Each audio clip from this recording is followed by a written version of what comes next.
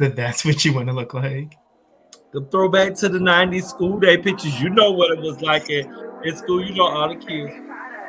I actually want to see you hold a little fake rose. I always thought that was good.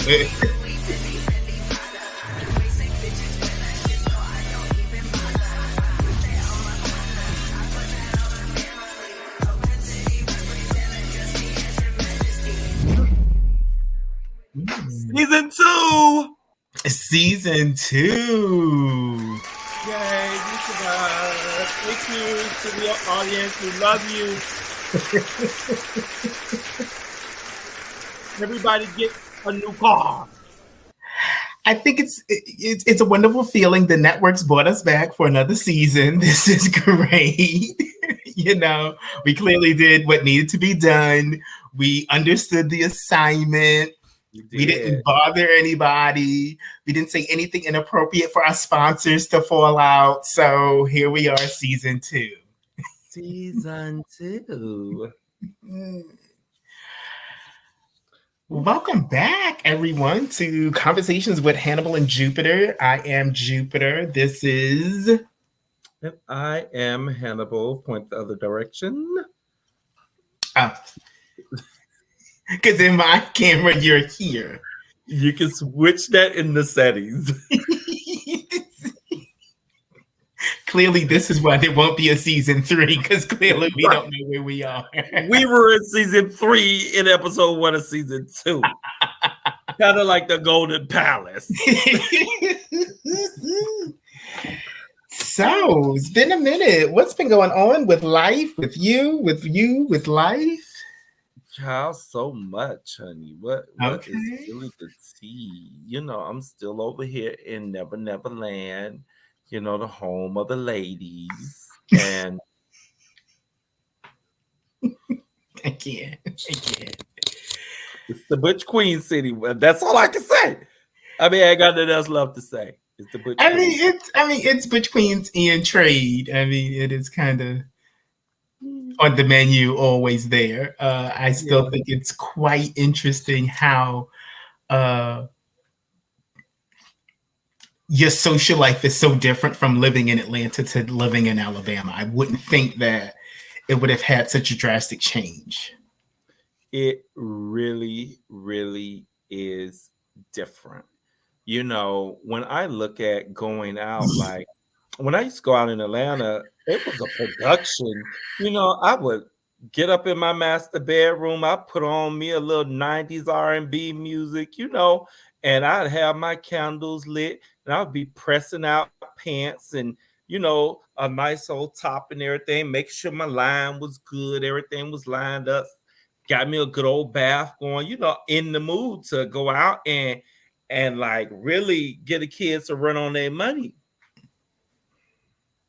And now? Here it's too hot and sticky for all that. People do get very well dressed. I don't. I'm like, you're going to catch these blue jean shorts. And with the crease in it. I'm going to put your mean, nasty Alabama crease down the front now. I'm going to give you a nasty crease. And a t-shirt. And that's what you're going to get from me. And a baseball cap, most likely. And that's my style here. But, outside of trying to impress people, that's generally how I dress. I'm always in a fitted shorts and a t-shirt. But I think it's interesting to even take on that point right there to impress people. Like, are we really impressing people? Are we saying things to make people, or are we saying things to make people feel like we're impressed? When you see somebody wearing a designer label and you're like, oh, girl, that's cute. It's a t-shirt with a logo on it. I could go out and get that t-shirt with a logo on it. I could get those slides with a logo and a name on it. So are we really impressing people? I feel like maybe when you look at social media, the likes there seem to fall more weight than that girl in the club saying, oh, that's cute, girl. You did that. It sounds nice, but like, is it saying bless you when you really don't care if you're blessed? Right. That's like I was at the doctor's office today. You know how the VA is, everything's in one building. and this lady, she was wearing a printed mask. And you know how the kids are Gucci, Fendi, Prada, all that stuff, right? And it's all of them on one mask. So they did a whole collabo. Okay. I said, "Oh, sister, honey." I said, "Oh, I like that old nasty mask you got on." She said, "Oh yeah, it's authentic to you." Really? Like, girl, your mask is not the modern day version of We Are the World. So no, you are Right. not getting all those designers to say, let's put our names on this little piece of fabric. And then you went to the store and bought it. With bad stitching, by the way. Oh, With bad stitching. No correct piping. That's all. She may have had one of those little embroidery machine settings on her sewing machine, and that's how that happened. And they should take her sewing machine away. So you saying those brands are going to confiscate a sewing machine for making counterfeit material? Because I was looking, I said, well, how many names is on it? Who actually produced this? Where would you get such a piece of fabric from? But she was proudly wearing it like all of them authorized her to be the, show person of this mask. I was like, okay, whatever. Maybe it was one of those things where like everybody kept getting a package. So like, one brand got it and they put their name on it, put it in the box and mailed it to the next one. So, let's see how it looks, right? In the end. Will anyone buy it? And don't worry, we'll sell it 3 for $5. So it'll leave the shelf. We got to get something off of it, because it's probably not going to take off. Yeah, but we sometimes actually put ourselves through so much trauma trying to impress other people.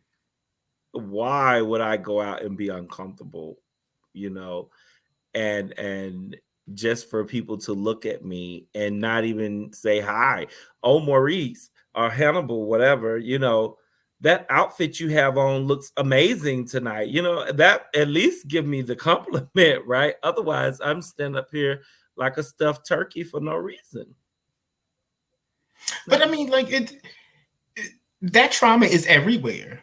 Because like literally you are like, you've thought this outfit out. You decided I'm going to put this color with this color. I got the sneaker. I'm waiting for Amazon to drop off this. And like you put all this stuff together. And like you said, you go through all this trauma, which we call getting ready to give it to the girls, but then they don't give it back. So it's like, what are we doing?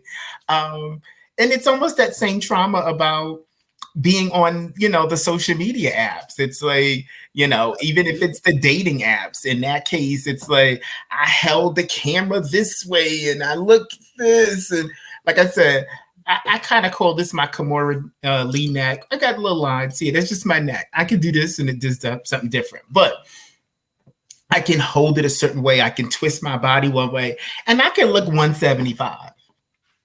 When I stand up, I go back to being 200 pounds. I mean, when I'm at 200? Yeah, I'm about 200 now. So I go back to being 200 again. But those photos are great. So I put myself through the trauma of trying to do this to attract somebody. And then what I attract or what I get is terrible. So then there's more trauma on top of it. And then essentially you say to yourself, am I catfishing somebody? But the community has told us that, having a pooch isn't a good thing. So, baby, let's talk about this catfish, honey. Okay. So, we took the show on the road, while we were away. We took a little trip together and I was catfished twice, remember? Okay, so let's be clear. Because people like clarity. Let's be clear. It had nothing to do with us being in New Orleans. That had nothing to do with us being there. It was these two particular people who happened to be in the same city in the same time that you were there. Yes. And you know what? I'm not even bothered by the first catfish anymore because that last catfish was worse. The first catfish I can let go. Okay. So, what are the levels of being understanding of being catfish? Because I feel like that's something you may need to teach all of The us. last one is too far. The last Okay, one so is she went too far. Okay. like So what's not going too far? The first one, how did he not go too far that you knew he was a catfish, but you gave him grace, you gave him a pass? I'm only giving him grace now. I didn't give it to him before. I just thought about it again. And when I think about how horrible the second catfish was, You I was just like, like I gotta give grace to the first one because she ain't that the bad. second one She was just isn't that bad. horrible. If I'm gonna be catfish, please let option one come forward. I don't want option two, okay? Option two has traumatized me yet again. Oh God. Okay, that's Okay, we wrong. don't want to pull off band-aids. I don't want to open old wounds. So, Mhm. first catfish, how did that transpire? And then how did it turn into the catfish? So there we are on the dating app, chitter chattering. Oh, hey. Oh, you're like point 0.6 miles from the hotel. And it was like, yeah, I'm in the trailer park right behind the hotel, the RV park. I said, hey, oh, I didn't know there's a trailer park over there. But whatever, okay. Whew. Okay, hold up, put a pin in there. I'm still confused because the hotel that you were staying in behind the hotel is the cemetery. Then behind the cemetery It's a is trailer that park. jazz museum park thing. That's No, so in the direction diagonal is a trailer park, and it is okay. 0.6 miles away. So I'm like, okay, cool, cool, cool. Oh, I came out with my friend from this particular organization. Oh, I'm a member of that particular organization. How cool, right?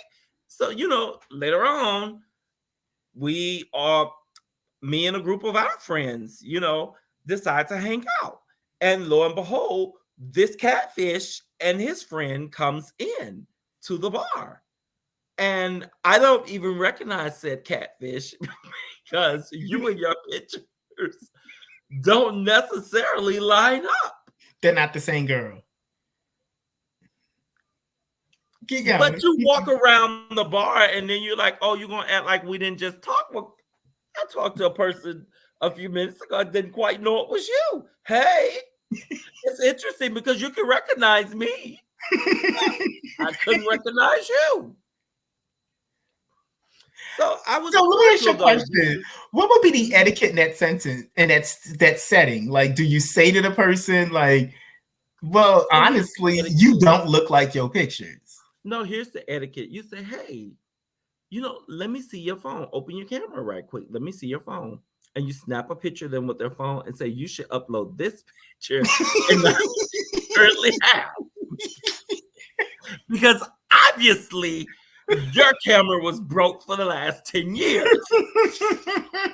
So now that we know it works, let's get this updated. Right. No, but the etiquette in that First things situation, first. right. So the etiquette in that situation is more along the lines of, okay, hi, wow, you've really aged. Or, oh, wow, you really don't look like your pictures, but it's pleasant to meet you. Who are you?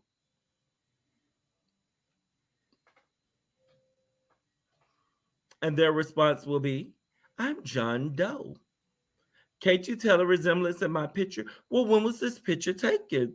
Before or after Reconstruction? And that's all.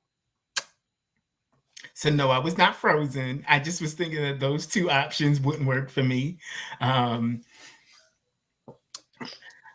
I would have probably said, you know how people say like, "Oh, you look better in pictures in person than you do in pictures," and I was like, Mhm. "That's not happening right now." So I always update my pictures. Now I do have a couple of older pictures on my profile, right? Because sometimes you just like it like a picture, right? So I do have one or two older pictures, but I always have a very current picture up, and generally, if I'm traveling somewhere and I choose to put a picture up, I take a picture in that location and put it up, And to me, that is just me being very honest. And I'm only like on the app to communicate with people. I'm not looking for anything in particular, but it's good sometimes to just have people to go out to lunch with or hang out, and I don't want to be catfished. So you did, for guy number one, you would not go out to lunch with him. This was leave it at the bar, leave it on the floor. That's it. So, I ended up speaking to him after that. Matter of fact, we did chitter chat after that. Mm-hmm. And I can't remember where we passed each other at. We passed each other upstairs at the Phoenix. And he was like, "Oh, it's like that." And I was like, "Yeah." Imagine that. So anyway, when you say imagine that, do you mean the place where you passed him, or just the fact that you passed him and didn't speak? both. Okay. Okay. So anyway, I I spoke, but before that incident, when we were online after the initial meeting, he was a little pulled away or whatever. And I'm like, child, I'm down here, NOLA is my spot. So by all means, child, somebody who looked like, a 70s sitcom version of Rerun, don't have to worry about me chasing them down by any means. Now let's get on catfish number 2. Interesting enough, they both from like the same city, I believe. Yeah, I think they're both from the same city. Okay, so speaking of the same city, you and I have talked before how you live in a city where damn near you related to everybody. So could they have been cousins? No. Okay, Even though they just both were hideous, they could not have been cousins.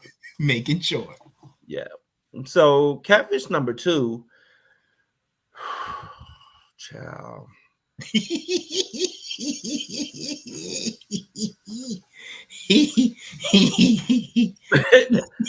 like, where do I start? Because again, there's my old self out there trying to use this media stuff. Oh, hey, okay, yeah. Well, come hang out with us. I'll be selling, beer at the window or Jello shots or whatever. So come hang out with us. Let's chitter chat. Drink some beer or whatever with us. Whatever. Cool.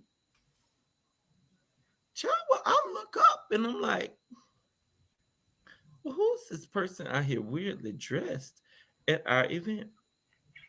Well, let me go over and say hi. Hey.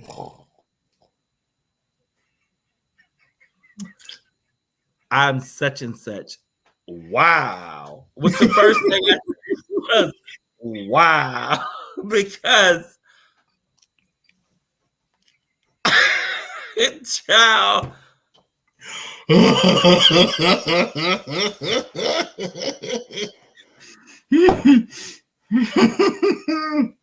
Like there's nothing about you that even resembles your photo. But I was cordial. Remember, I was cordial. And I invited said person over to hang out in our space. I tried to incorporate them in the demo that was going on. I tried to incorporate them in just talking and everything. I tried to be very cordial to them, and speaking to them and everything. But I will say, in you being cordial amongst everyone else, you didn't look like this person was your catfish. It just looked like somebody in the crowd you were talking to that had interest in what we were doing. But after a while, I was like, okay, fine, you can talk to somebody else. Let's go. Didn't know at that point that you were currently being catfished. So I think that maybe you need a sign, because we would have probably pulled you away from there a lot sooner. And then it was so weird because from when you did decide to try to get help, you were trying to throw the lifeline out. I didn't know that's what you were doing. So it's like, okay, yeah, hi girl. I see you, girl. I need a safe word now when we go out. Right. Like, I just need a safe word because obviously catfish is what I pick up now. We didn't know. We didn't know. And the thing is, I realized later that you had text us, but I was like, none of us are really looking at our phones. So it was just a very, yeah. Maybe we say something like Lady Godiva has arrived, and maybe that tells us that, okay, let's usher you away. Child, well, I tell you, and that one just kept talking and talking and making all these little innuendos. And I am like, out your window, okay? No, because Out your window, not in the window. no, no. Anyway, so that was my two catfishes. And I'm like, ooh, I think I'm going to go to salmon or something. I'm tired of catfish. I can't So do that. I'm going to make a suggestion to you. What I feel like everyone's phone has these capabilities and everybody has these apps and these platforms that they can get on. Why are people not either FaceTiming, video chatting with people? And I know that everybody is afraid to give somebody their Facebook handle. No, so the apps have the handle. access now. So all of those apps that we use, you have the access to call or video chat. And why I didn't use them, I don't know. I don't know.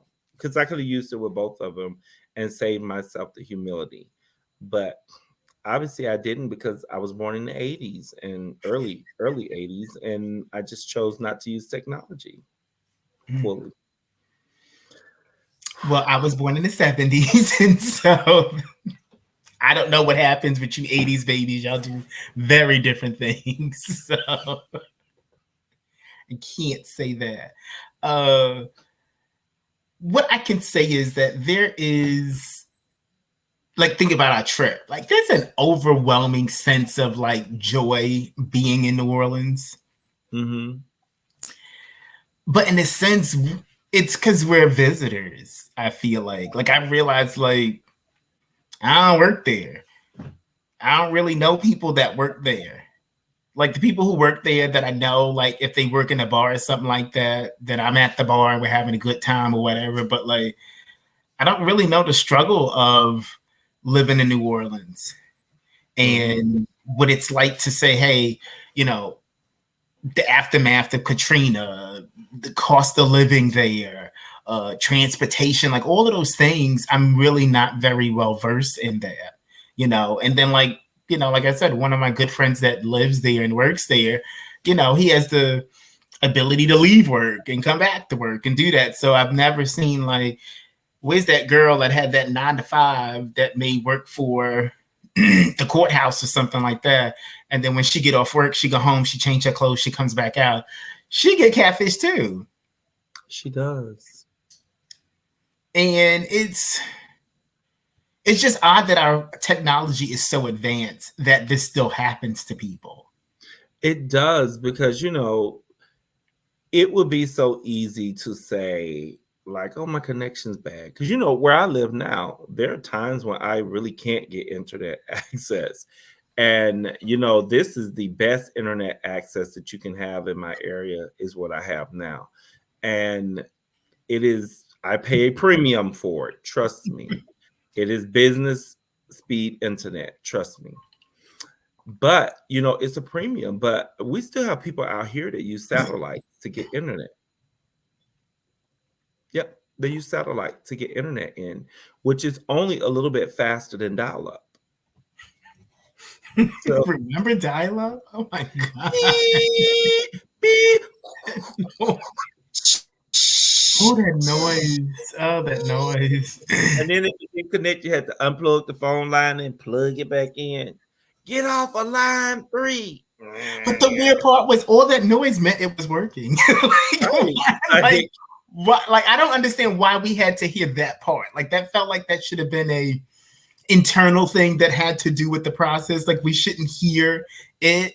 Like sometimes, like, I'll, like, on your phone, like, you'll call somebody, but like you don't really hear the phone ringing and then it picks up, you know. So, and somebody's like, oh, it rang for 5 times. And I'm like, really? I only heard it ring twice. Like, they just, that part of it, I just don't know why we had to be privy to that.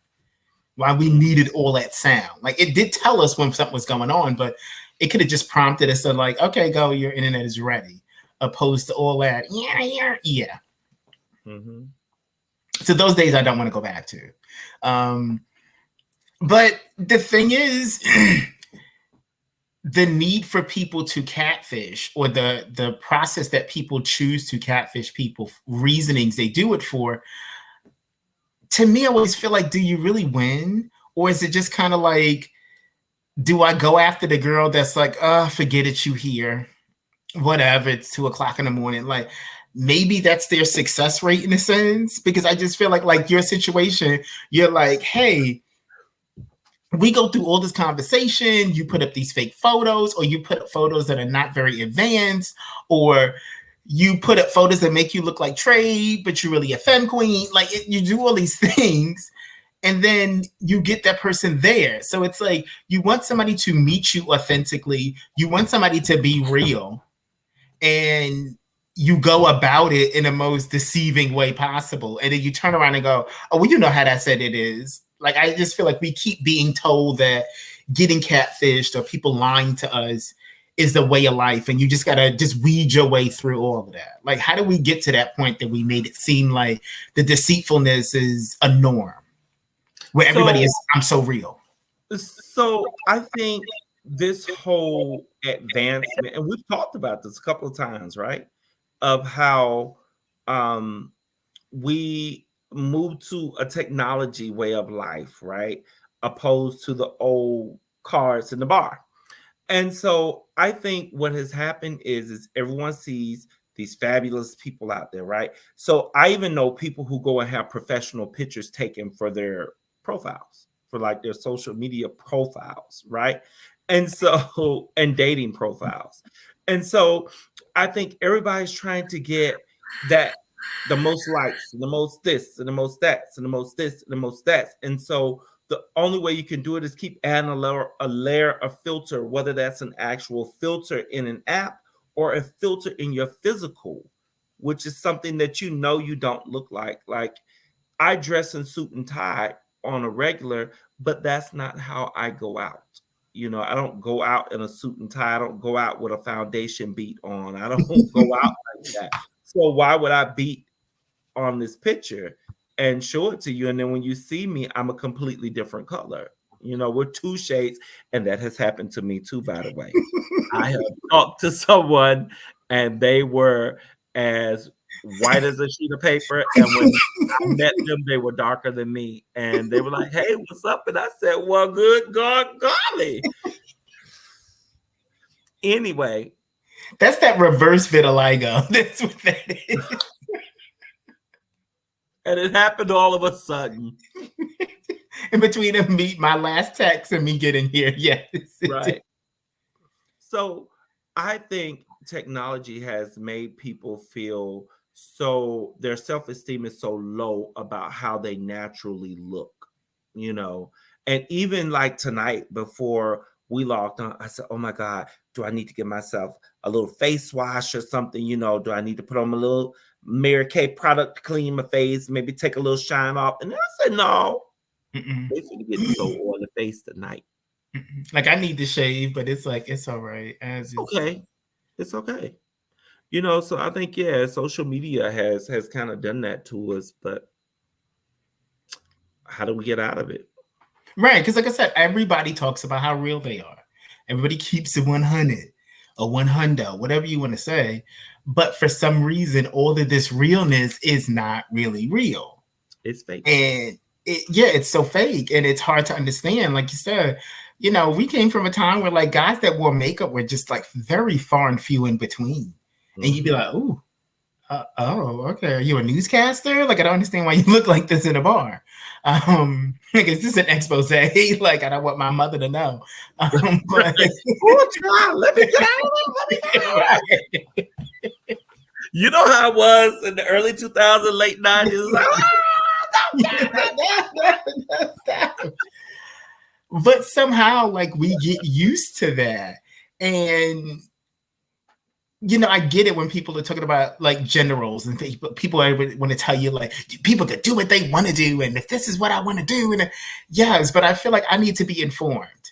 You know what I'm saying? Like, hey, this is a picture. Like maybe if people are including, like you said, a unbeat phase, put that picture in there with those. Don't just have the highly filtered, the beat phase.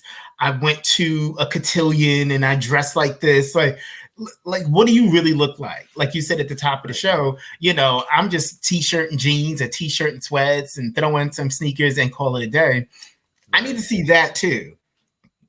Because even if you are a lawyer, you're not wearing a suit 24/7. There are some things you wear or whatever. So if you feel like, hey, I'm going to attract somebody by saying, hey, I got a coin, so I got a really high powered job. Okay, cool. That's great. You got a nice car. You're sitting next to the BMW. I get that. But can I see you not flexing all the time? Because to me, if this is what you do all the time, it's just not going to work. Like if you've got to wear, Gucci pajamas and the Louis Vuitton or the Versace gaudy bathrobes and stuff like that, like just let me know. Child, right? Okay. I remember dating someone and they used to moisturize.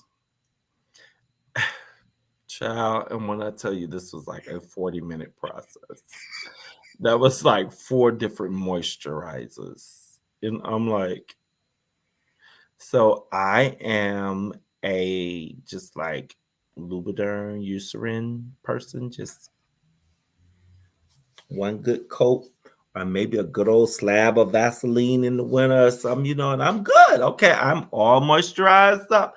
And this person was like, no, I need to put this on to condition my skin. I put that on and do this and do that. You still wrinkly. But you remember back in the day, it was like that. You had your face, your hands, your body, and your feet. And I remember seeing women moisturize themselves.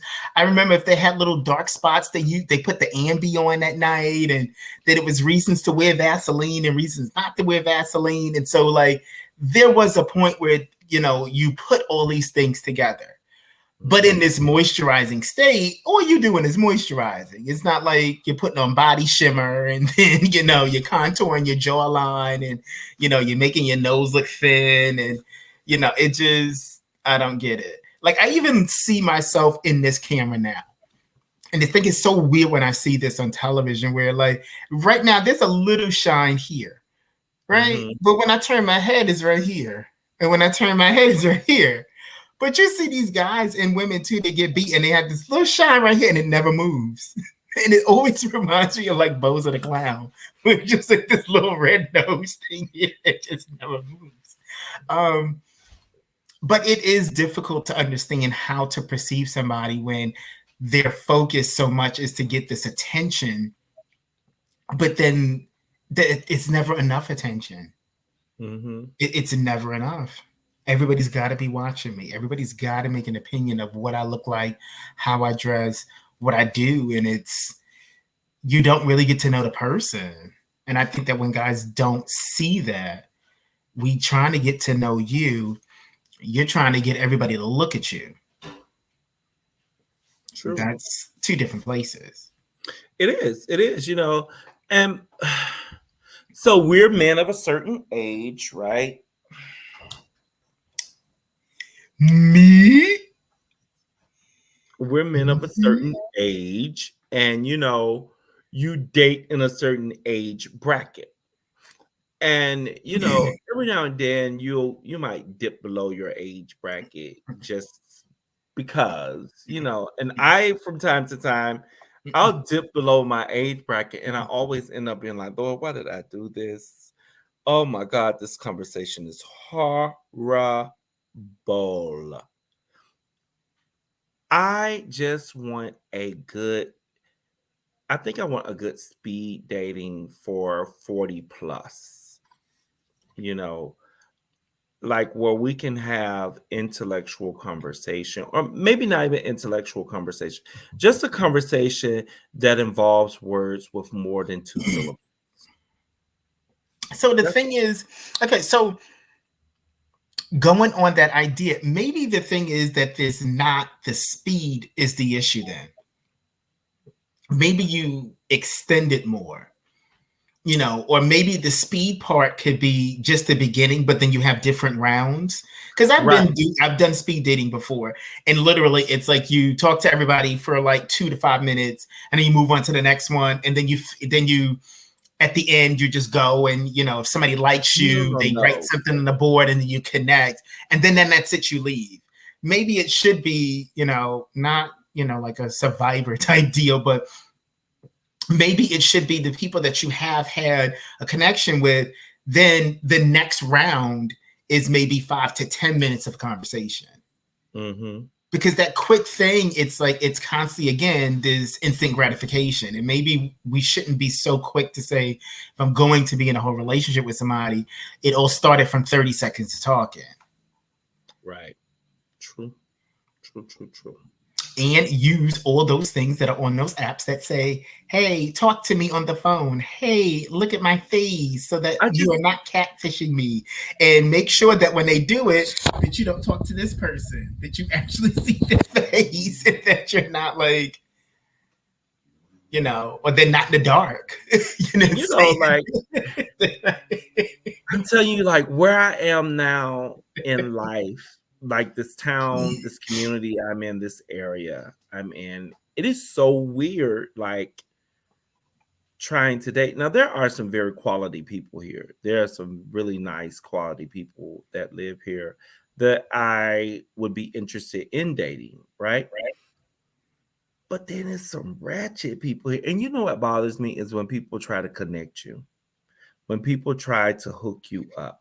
And they're like, oh, you need to talk to this person because they single. Well, so 2 straight people walking down the street single. Do y'all 2 date now? Right. Like, and when I tell people, and I know married people who date, so I mean, like, what do you say to that? Like, right. And so I tell people here, they're like, oh, you should just call this person. I'll give you their number and you just call them. And exactly what are we going to say but hello? I'm like, I have always thought to meet organically.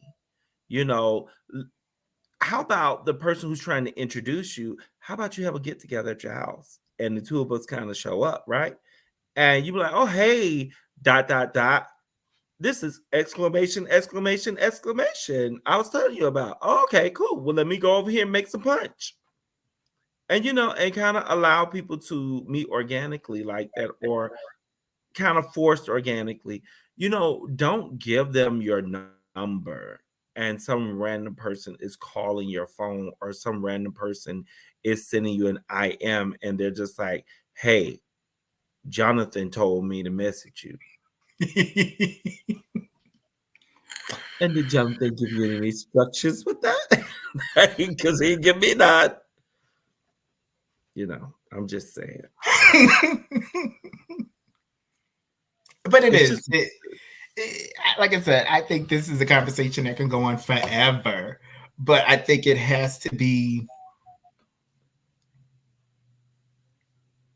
It has to come in a place too where everybody is ready for it.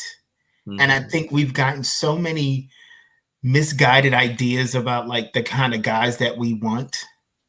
And then we compound that with all of these rules. And then we compound that with things that we are quickly so easy to say, okay, throw him away for. Like, if he do this, he got to go. If he ain't got cute feet, he got to go. If he didn't this, he got to go. He's not as masculine as he needs to be. He got to go. I don't like his hairline. He got to go. He wears a man unit and look a hot mess. He got to go. Like, we put all these different things. That man unit got to go. Okay. Now because we've seen some man units that are just not. My only issue mostly about a man unit, if I were to date somebody, is when it does not look real. And unfortunately, a lot of times it doesn't look real. Even when you see actors on TV shows and you're like, you're going to be in HD. And I see you sprayed all this stuff on the ends of your hair, but you can tell it's only 2 pieces of hair here. Like, I get it. I'm bald. I own it. I just think about the money you waste in that, and I'm feeling like you could have bought me something. Not saying you could have bought me nothing, but that money could have went to buying something. That money could have went to your car payment. That money could have went to you having a savings. Like, paying $400 to $1,200 to have somebody glue some hair on your head and then cut it off real weird. It's just like, I don't get that. Mm-hmm. I don't. Just like I always tell people, I don't get the whole thing. Go to the barber, have them draw this white chalk on your face, and then you take a picture with that white line on your face. I don't get that. See, I always have the white line removed before I leave the barber shop. Like, take the white line off. The white line is put there for a very specific reason, so that the barber makes sure that your line is straight. When he's looking at it, he sees a white line across the front against your black skin. It's going to be straight then, boom. All right, you got a straight line. Child, y'all do I walking really around. need to see you get a haircut? Like, I know you got a haircut. Do you have to take the picture in the barber chair still with the cape on you? Like, I don't. We get it. You got a haircut. You didn't do it yourself at home, so I get it. So exactly. But on that note, we are going to wrap this season 2 first episode up. We do hope that you all have enjoyed this episode. It has been such a pleasure bringing it to you. It is. Don't get catfished. Please don't get catfished. Don't get catfished, honey. Fish is real out there, baby. And the worst part is you didn't even know you was fishing. I didn't even have a pole. Well, we all have a pole. That's the problem.